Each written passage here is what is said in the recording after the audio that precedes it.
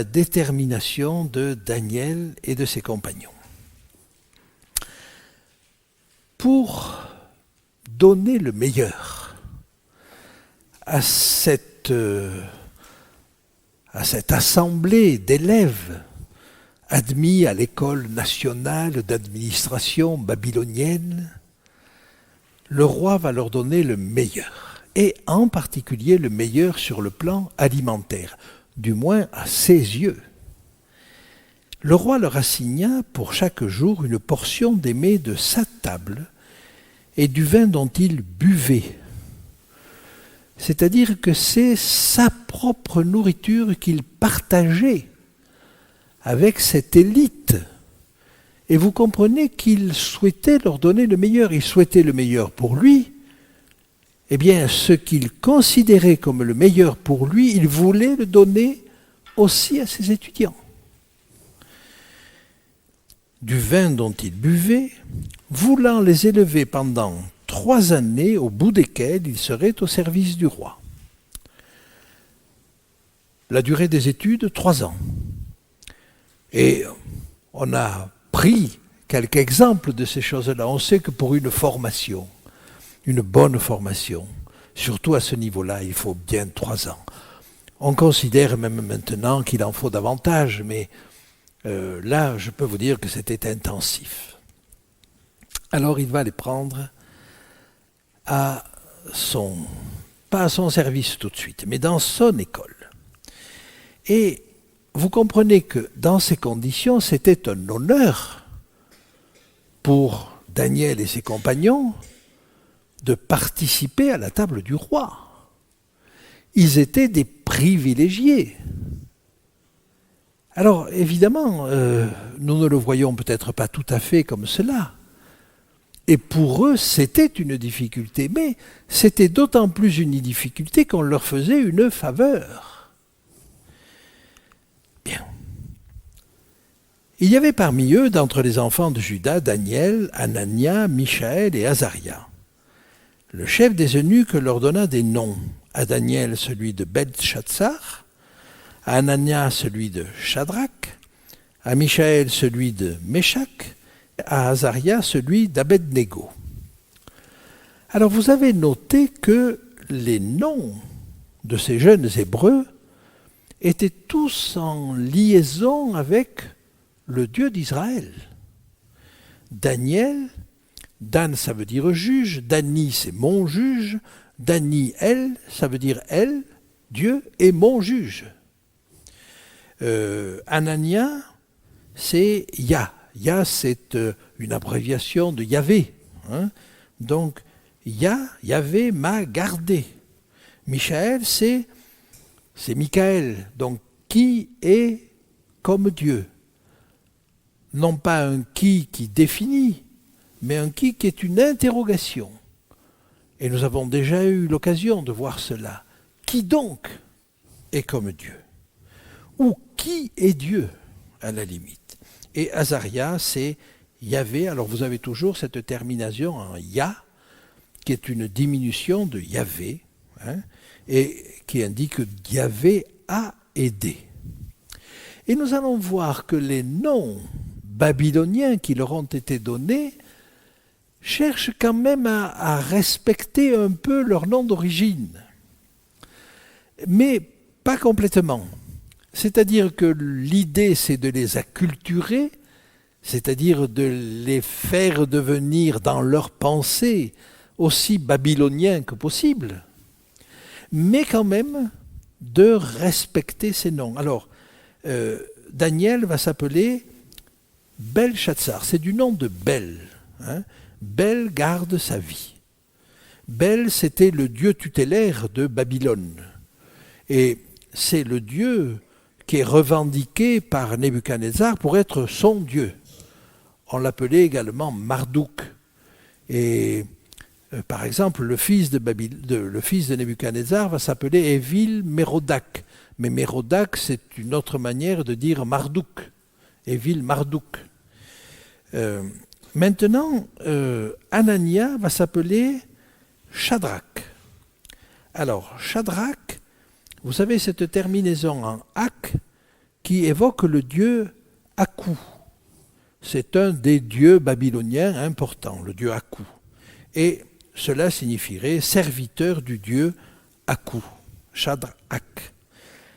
Michaël va devenir Meshach, avec la même terminaison. Ak, c'est le dieu Aku. Et c'est la même question. Qui est Dieu ou qui est comme Dieu? Et là, ça veut dire, mais qui est Aku? Ou qui est comme Aku? Et Abed-Nego, alors vous avez dans Nego une petite déformation du nom du dieu Nebo, ou Nabu. Et donc c'est le serviteur du dieu Nego, ou Nabu. Mais vous voyez la différence entre ces deux noms, par exemple dans Azaria. Le serviteur, c'est celui qui aide son maître. Tandis que le nom de Azaria, c'est Dieu aide. Qui aide l'autre? Voyez? Est-ce qu'on est dans celui qui va servir Dieu, qui va donner à Dieu? Ou est-ce qu'on est dans la pensée que c'est Dieu qui donne? Et vous voyez qu'il y a là toute une nuance, toute une évolution, toute une pensée qui quand même est différente dans le milieu babylonien que dans le milieu hébreu. Mais une tentative de respect quand même, une tentative de conserver quelque chose de leur identité. Je vous ai marqué là quelques noms de divinités babyloniennes et vous retrouvez Nebo, qui est Enki, alors qui représente les eaux souterraines et la magie, Enlil qui représente l'atmosphère, je ne vous ai pas parlé de An qui est le dieu suprême, mais dont finalement on parle peu, mais qui va se retrouver dans tous les autres. Et puis vous avez Inanna, qui est Ishtar. Alors ces flèches indiquent des filiations, parce qu'évidemment dans cette mythologie babylonienne, les dieux ont des enfants, voilà, et ils ont des descendants comme ça sur plusieurs générations. Inanna, c'est Ishtar. Et vous savez que un des symboles de Babylone, quand vous allez au musée à Berlin, au musée Pergamon, c'est d'avoir cette porte d'Ishtar, avec ces émaux extraordinaires. Eh bien, Ishtar, donc, ou Inanna, c'était l'équivalent de la Vénus de la mythologie gréco-romaine. Et elle symbolise l'amour et la guerre, etc. Et puis vous avez Marduk. Sur la troisième ligne, donc, en troisième génération, vous avez Marduk, qui est aussi belle. Ça, c'était le dieu tutélaire de Babylone. C'était le dieu de Nebuchadnezzar. C'est celui qu'il révérait particulièrement. À côté, vous trouvez le dieu Nana, ou Aku, le Aku, donc le Ak, que vous trouvez dans Meshach et Shadrach, et qui est aussi le dieu Sin. Alors le dieu Sin, par exemple, c'était le dieu qui était particulièrement révéré par Nabonide, le père de Belshazzar. Et c'était le dieu Lune. Et puis vous avez enfin Ninurta. Mais vous voyez que c'est pas... Je ne vous dis pas ça pour connaître les dieux babyloniens, mais simplement pour vous dire que dans les noms de ces personnages, on leur a donné des noms de dieux, des dieux babyloniens. Et Daniel résolut dans son cœur de ne pas se souiller avec les mets du roi et par le vin dont il buvait. Et il pria le chef des eunuques de ne pas l'obliger à se souiller. Vous avez dans ce texte plusieurs choses intéressantes. D'abord la notion de se souiller. En quoi la nourriture qui leur était proposée était susceptible de les souiller. Alors elle pouvait l'être de plusieurs manières, impure pour ces jeunes gens. D'abord parce que le choix des animaux qui étaient offerts là en sacrifice et qui étaient offerts à la nourriture pouvaient ne pas être des animaux recommandés par le Lévitique. Il pouvait y avoir du cochon, il pouvait y avoir du cheval, il pouvait y avoir des choses comme ça, choses que Dieu avait interdit à son peuple. Le premier élément. Mais il y a un deuxième élément. Et on en parle pas mal maintenant avec les notions de halal ou de kasher, hein, dans nos sociétés actuelles. Et la manière dont était tué l'animal pouvait être également une manière qui n'était pas conforme avec ce que Dieu avait déclaré, et en particulier le fait de saigner l'animal. Le fait que l'animal devait être sans défaut, absolument sans défaut. Bien. Et puis il y avait enfin quelque chose qui était certainement sous-jacent et beaucoup plus important pour eux, c'est que ces animaux, avant d'être présentés à la table du roi, étaient offerts aux dieux de Babylone. Et donc manger de cette viande-là, c'était participer au culte. Vous savez que même en Israël, les sacrificateurs mangeaient la viande qui était offerte et qui était sacrifiée. Et ce faisant, ils participaient à ce culte. Ce faisant, ils se chargeaient des péchés d'Israël. Ils s'en déchargeaient ensuite, et vous aviez tout le rituel du sanctuaire. Mais vous voyez qu'il y avait là un sens très fort pour ces jeunes gens, et qu'évidemment, ils ne pouvaient pas participer à cela. Ah donc, ils ne pouvaient pas participer de près ou de loin à ce culte. Et le deuxième point que je voudrais souligner dans ce texte-là, dans ce verset-là, c'est que Daniel ne va pas chercher à invoquer des raisons que nous invoquerions peut-être aujourd'hui d'allergie ou d'intolérance, le fait de ne pas pouvoir supporter sur le plan de la santé tel ou tel produit. Il va demander au chef des eunuques de lui permettre de ne pas se souiller. Vous l'avez dans le texte là. De ne pas l'obliger à se souiller. Mais si vous allez trouver quelqu'un comme le chef des eunuques là, en lui demandant de ne pas vous souiller, comprenez-vous l'injure que ça peut représenter pour lui? Nebuchadnezzar est en train de donner le meilleur de ce qu'il pense être le meilleur. Et on lui dit non, j'en veux pas parce que ça risque de me souiller. Vous voyez la difficulté là. Et Daniel sait qu'il a une partie sans doute difficile à jouer.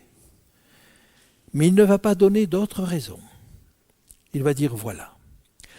Et quand il explique qu'il ne veut pas se souiller, eh bien il va certainement être amené à expliquer ce qu'est sa foi, ce qu'est sa croyance. Pourquoi cela va le souiller alors que c'est considéré comme le meilleur? Donc vous voyez, il va devoir témoigner de sa foi pour être vrai. Oh, il ne cherche certainement pas l'affrontement, mais il est obligé d'être vrai dans cette situation. Et alors avant d'aller trouver ce chef des gardes, vous avez un petit mot là qui est très intéressant dans ce verset. Daniel résolu dans son cœur. Le mot qui est là signifie poser. Daniel et ses compagnons ont posé dans leur cœur ce choix de ne pas se souiller avec les mets du roi. Je crois qu'il y a là, pour nous tous, une indication précieuse. Quand nous avons une démarche difficile à accomplir, est-ce que nous avons déjà dans notre cœur posé cette chose-là? Comme pour dire, ça c'est intangible. Je le mets avant toute chose. Alors après, la démarche va suivre. Mais il faut d'abord poser dans son cœur. Si nous allons dans une démarche difficile, sans avoir résolu dans notre cœur, sans être ferme, on va être balayé par toutes sortes d'arguments, par toutes sortes d'idées contraires. Mais là, voyez, ils ont résolu dans leur cœur. Ils ont posé dans leur esprit et dans leur cœur de rester fidèles à Dieu. Bien. Alors ça comporte des risques. Oui, ça comporte des risques, mais ça permet à Dieu d'agir. Si nous sommes irrésolus, si nous sommes ballottés, si nous sommes flottants, Dieu ne peut pas intervenir. Mais si nous sommes résolus, alors nous laissons la porte ouverte à l'action de Dieu. On se met en danger en étant résolu. C'est vrai, mais on court aussi le danger, et je le mets entre guillemets, que Dieu puisse intervenir. Et vous avez la même chose avec les 3 jeunes Hébreux, au chapitre 3, avec la fournaise ardente. Ils ont choisi la fidélité, mais du coup Dieu peut agir. S'ils avaient choisi une position plus intermédiaire, plus souple, plus accommodante, quelle aurait été la possibilité d'action de Dieu? J'essaie de vous faire comprendre que ce qui d'un côté semble nous mettre en danger, de notre côté ouvre la porte à l'action de Dieu. Alors je continue. Donc ils posent cela. Et donc, une fois qu'ils ont choisi cela, ils vont expliquer au chef des gardes qu'ils ne peuvent pas se souiller. Et là, si vous voulez, là Dieu agit. C'est là la partie de Dieu. Et Dieu fit trouver à Daniel faveur et grâce auprès du chef des eunuques. Ça n'est pas simplement la sagesse de Daniel qui est intervenue, c'est Dieu qui est intervenu là. Mais Dieu n'a pu intervenir que parce que Daniel avait fait son choix, avait posé son choix. Et donc Dieu fit trouver à Daniel grâce et faveur auprès du chef des eunuques. Vous avez là la part de l'homme et la part de Dieu. Approchez-vous de Dieu, nous dit Jacques, et il s'approchera de vous. Nettoyez vos mains, pécheurs, purifiez vos cœurs, hommes irrésolus. Daniel était le contraire d'un homme irrésolu. Et Dieu peut s'approcher avec un cœur résolu. J'avance encore dans le texte et nous voyons au verset 10 ceci. Et le chef des eunuques dit à Daniel, « Je crains le roi mon maître, qui a fixé ce que vous devez manger et boire. Pourquoi verrait-il vos visages plus défaits que ceux des jeunes gens de votre âge? Vous mettriez ma tête en danger auprès du roi. » Et il a raison, parce qu'il a reçu des ordres du roi. Rendez-vous compte que ce que Daniel et ses compagnons demandent à cet homme-là, c'est de transgresser les ordres de Nebuchadnezzar. Et vous savez ce qu'il en coûte de transgresser les ordres de Nebuchadnezzar? C'est la mort assurée. Par conséquent, c'est un choix difficile pour cet homme-là. Et alors il va falloir trouver un compromis. Pourquoi verrait-il vos visages plus défaits que ceux des jeunes gens de votre âge? Cet homme-là est persuadé que cette nourriture est la meilleure. Donc si vous faites autrement, rapidement vous allez décliner et rapidement le roi va se rendre compte qu'il y a quelque chose qui ne va pas. Ce qui veut dire que le roi n'avait pas donné une directive pour 3 ans, mais qu'il voyait régulièrement ces jeunes gens-là et qu'il vérifiait à la fois leur bon état de santé, leur bon état physique, leur bon état intellectuel. Donc il y avait une surveillance du roi.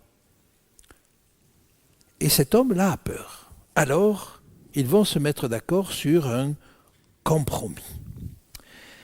Il va accepter et le test, mais avec certainement la conviction que ce test va échouer. Mais il va accepter le test. Ça, c'est l'action de l'Esprit de Dieu, parce que sinon, en toute rigueur, c'est pas possible cela. Alors il va accepter. Alors Daniel dit au maître d'hôtel, auquel le chef des eunuques avait remis Daniel, Anania, Michaël et Zaria, vous notez au passage que cette dérogation implique plusieurs personnes. Vous avez toute une chaîne, toute une organisation. Et là, on vous parle du maître d'hôtel, donc certainement celui qui était chargé de préparer la nourriture et de l'apporter. Alors Daniel dit au maître d'hôtel, auquel le chef des eunuques avait remis Daniel, Anania, Michaël et Azaria, « Fais donc un essai avec tes serviteurs. » Donc voilà une deuxième personne qui doit accepter le test pendant 10 jours et qu'on nous donne des légumes à manger et de l'eau à boire. Vous avez noté, dans l'alimentation de Nebuchadnezzar, il y avait du vin. Ils demandent à écarter le vin. Ils ne veulent que de l'eau. Et ensuite, pour éviter toute viande, et éventuellement viande sacrifiée, ils vont demander des légumes. Alors le mot qui est employé là, semble-t-il, signifie plus que légumes. Ça signifie en gros tous les végétaux, semble-t-il. Bien. Ça ne veut pas dire que Daniel soit resté végétarien toute sa vie. Mais au moins pendant ces 3 ans, il l'a été. Et quand on le retrouve au chapitre 10, on se rend compte qu'il exprime que pendant 3 semaines, il n'est pas rentré de viande dans sa bouche. Est-ce que ça ne veut pas dire qu'il en consommait de temps en temps? Donc je crois que sur le texte, sur l'idée du végétarisme de Daniel, il nous faut rester prudent. Mais pendant ces 3 ans, là, c'est sûr, il est resté végétarien. Il va donc faire un essai. Fais donc un essai avec tes serviteurs pendant 10 jours et qu'on nous donne des légumes à manger et de l'eau à boire. Imaginez que vous ayez fait une telle proposition. Moi, il me semble que spontanément, j'aurais dit, et j'aurais eu tort, je vous le dis tout de suite, j'aurais dit, au bout de 10 jours, je verrai, si ça ne marche pas, ça ne marche pas. Je prendrai la nourriture du roi. Ce n'est pas ce que dit Daniel. Il est beaucoup plus sage que cela. Et regardez ce qu'il va dire. Après cela, tu regarderas notre visage et celui des jeunes gens qui mangent les mets du roi, et tu agiras envers tes serviteurs d'après ce que tu auras vu. C'est-à-dire qu'il ne prévoit pas le cas où lui aurait à changer de comportement. Il a résolu dans son cœur. Il propose un test, mais il propose un test pour que le chef des gardes change d'avis. Donc vous voyez, la proposition est totalement différente. Regardez cette sagesse de Daniel dès le départ. Et il va proposer ce test non pas pour lui, mais il va le proposer pour le chef des gardes, pour le maître d'hôtel. Tu verras, et après tu agiras. Pour autant, je crois que si le test n'avait pas été concluant, ils auraient continué à rester fidèles à leur Dieu. Ça n'est pas un test pour savoir s'il va rester fidèle ou non, lui. C'est un test pour permettre au chef des gardes d'accepter apparemment l'impensable. Et il leur accorda cela et les éprouva pendant 10 jours. Un test donc pour le chef de garde. L'intendant emportait, alors au bout de 10 jours, ils avaient meilleur visage et plus d'embonpoint que les jeunes gens qui mangeaient les mets du roi. Je ne crois pas qu'il faille prendre ce texte pour valoriser l'embonpoint. Ce n'est pas mon propos et ce n'est pas le propos du texte. Mais ce que ça veut dire, c'est qu'ils avaient meilleure mine, on dirait, que les autres. Et ils avaient meilleure mine, effectivement, parce que cette alimentation était effectivement plus saine. Donc, le test est concluant. Donc, ce n'est pas lui qui a changé, et de toute façon, il n'aurait pas changé, mais c'est le chef des gardes qui va prendre une autre attitude. Et alors, regardez ce qu'on va être obligé de faire, parce que c'est à la limite de la légalité, là. L'intendant a emporté les mets et le vin qui leur étaient destinés, et il leur donnait des légumes. Vous comprenez ce qui se passe là? On leur apportait les mets du roi, comme aux autres. Mais il n'y touchait pas. Et pendant que les autres mangeaient, eux ne mangeaient pas. C'est-à-dire que devant cette bonne nourriture, il fallait rester résistant. Il fallait résister à l'appétit. Il fallait résister aux odeurs. Il fallait résister à ce plat appétissant.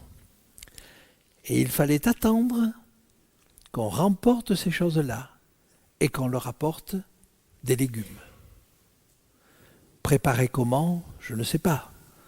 Mais le fait est que chaque jour, et plusieurs fois par jour, c'était une épreuve. Et donc, voyez, ce qu'ils avaient résolu dans leur cœur, en réalité, il fallait le tenir sur la durée. Et ils l'ont tenu. L'intendant donc emportait les mets du roi et le vin qui leur était destiné, et il leur donnait des légumes. C'est parce que Daniel a posé un choix dans son cœur qu'il peut tenir. Et le test n'est pas pour Ashpenaz, bien entendu, ni pour le maître d'autel, et n'est pas pour Daniel, mais pour le maître d'autel. Alors, j'aimerais maintenant que l'on se rende compte et que l'on voit l'importance dans nos vies de poser des choix. Le choix ne va pas être fonction de ce que nous imposent les autres, de ce que nous impose le monde. Il va être fonction de notre relation avec Dieu. Et j'espère que nous pouvons saisir qu'à partir du moment où nous restons fidèles, alors nous ouvrons à Dieu la porte de son intervention. Et si Dieu est pour nous, qui sera contre nous ?